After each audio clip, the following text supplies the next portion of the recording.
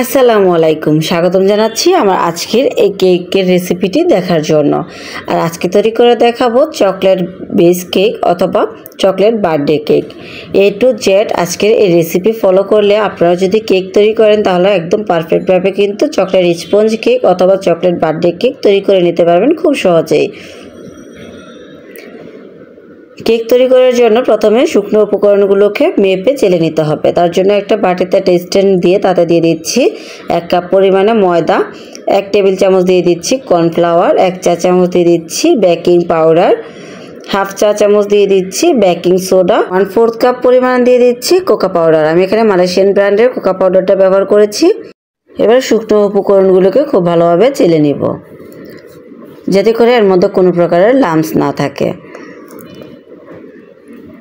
শুকনো উপকরণগুলো চেলে নেওয়া হয়ে গেলে এবার একটা হ্যান্ড হুইস্কের সাহায্যে সব কিছু একসাথে খুব ভালোভাবে মিশিয়ে নিব।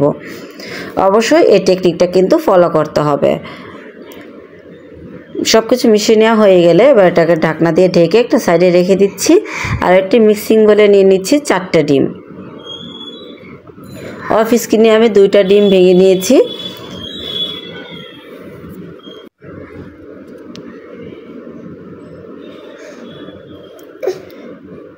এবার এর মধ্যে দিয়ে দিচ্ছি 1 কাপ পরিমাণে চিনি। 1 কাপ চিনি কিন্তু আমি একসাথে পুরোটা দিব না, 2 থেকে 3 বারে দিয়ে নেওয়ার চেষ্টা করবেন।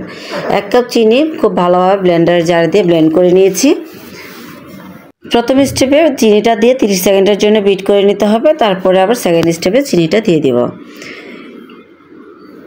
চিনিটা দিয়ে বিট করে নিব যতক্ষণ না পর্যন্ত একদম ফোমি একটা টেক্সচার চলে আসবে।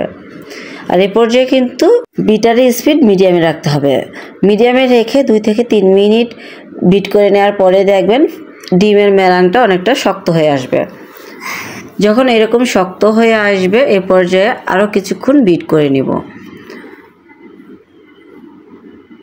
যখন একটু শক্ত হয়ে আসবে, একটা সংখ্যা লেখার পরেও কিছুক্ষণ থেকে আবার ডেবে যাবে, ঠিক এই পর্যায়ে দিয়ে দিচ্ছি 1 চা চামচ চকলেট পেস্ট আর 1 চা চামচ দিয়ে দিয়েছি চকলেট এসেন্স। আর চকলেট এসেন্স দেওয়ার ভিডিওটা স্কিপ হয়ে গিয়েছে। আর 1/4 কাপ দিয়ে দিয়েছি সয়াবিন তেল। এবার সব কিছু একসাথে আরও কিছুক্ষণ বিট করে নিব। আর এই পর্যায়ে বিটারের স্পিড কিন্তু একদম লোতে রাখতে হবে। সব কিছু একসাথে খুব ভালোভাবে বিট করে নেওয়া হয়ে গেলে এবার বিটারটাকে খুলে নিচ্ছি। আগে থেকে যে শুকনো উপকরণগুলোকে চেলে রেখেছিলাম সেই শুকনো উপকরণগুলোকে আরও একবার চেলে নিব। শুকনো উপকরণগুলোকে চেষ্টা করবেন 2 থেকে 3 বার ডিমের মেলানের সাথে মিশিয়ে নেওয়ার।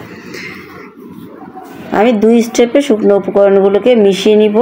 ভিডিওটা যেহেতু অনেক বেশি বড় হয়ে যাবে তাই একটা স্টেপ আপনাদেরকে দেখিয়ে দিয়েছি, আর একটা স্টেপ আমি অফ স্ক্রিনে মিশিয়ে নিয়েছি। তো শুকনো উপকরণগুলোকে খুব ভালোভাবে মিশিয়ে নেওয়া হয়ে গিয়েছে।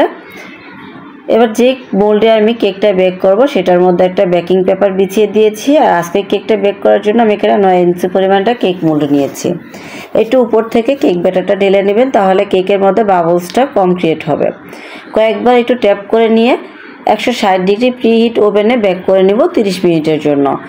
কোনো ওভেনে কিন্তু 35 মিনিটের মতো সময় লাগতে পারে। 30 মিনিট পর কেকটাকে ওভেন থেকে বের করে মোটা একটা তাওয়াল দিয়ে ঢেকে রেখেছিলাম, এতে করে কেকটা অনেক বেশি সফট হবে।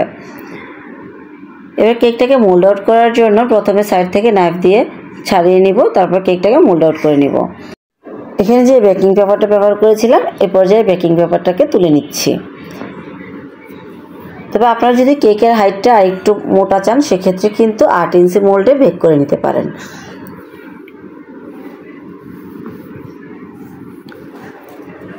আমার আজকের এই কেকটা কতটা পারফেক্ট হয়েছে সেটা কিন্তু ভিডিও স্ক্রিনে দেখেই বুঝতে পারছেন।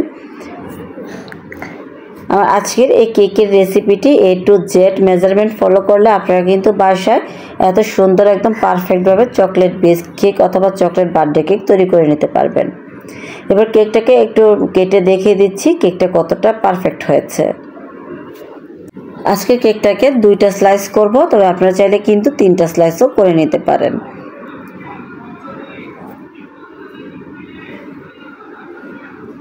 কেকের মেজারমেন্ট ডেসক্রিপশন বক্সে দেওয়া থাকবে, চাইলে ডেসক্রিপশন বক্স চেক করে নিতে পারেন। কেকের যে উপরের অংশটা আছে সেই অংশটাকে আমি সামান্য পরিমাণে কেটে সমান করে নিচ্ছি।